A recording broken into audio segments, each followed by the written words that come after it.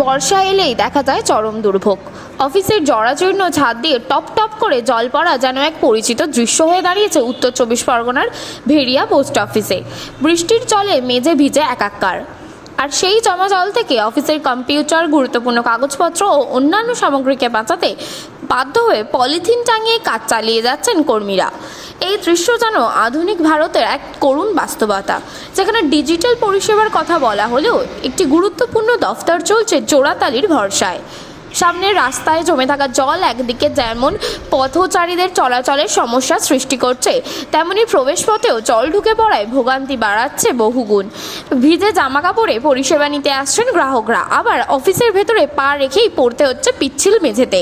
প্রতিদিন শতাধিক গ্রাহক এই পোস্ট অফিসে আসেন বিভিন্ন পরিষেবার জন্য, কিন্তু এমন দুরবস্থায় পরিষেবার গতি যেন কমে যায়, তেমনি পরিষেবা গ্রহণকারীরাও হয়রানির শিকার হন। সবচেয়ে উদ্বেগের বিষয় হলো এই পরিস্থিতিতে বিদ্যুৎ সংযোগও বিপজ্জনক হয়ে দাঁড়িয়েছে। জল জমে থাকায় শর্ট সার্কিটের সম্ভাবনা থেকেই যাচ্ছে প্রতিদিন, যা কর্মীদের জীবনের জন্য হুমকি।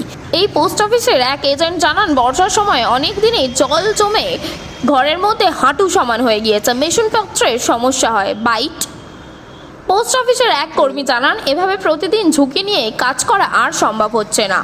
বর্ষা এলেই আতঙ্ক চেপে বসে, কখন কোথা থেকে ছাদ ভেঙে জল পড়বে আর কোন যন্ত্রটি নষ্ট হয়ে যাবে বলা যায় না। এলাকার প্রবীণ নাগরিক থেকে শুরু করে স্থানীয় বিশিষ্টরা সকলেই এই দুরবস্থার তীব্র প্রতিবাদ জানিয়ে দ্রুত সমস্যার স্থায়ী সমাধান চেয়েছেন। তাদের দাবি পোস্ট অফিসের ছাদ অবিলম্বে সংস্কারের কাজ শুরু করতে হবে, না হলে অফিস অন্যত্র সরিয়ে নিয়ে যেতে হবে। Bureau report, sky news Bangla.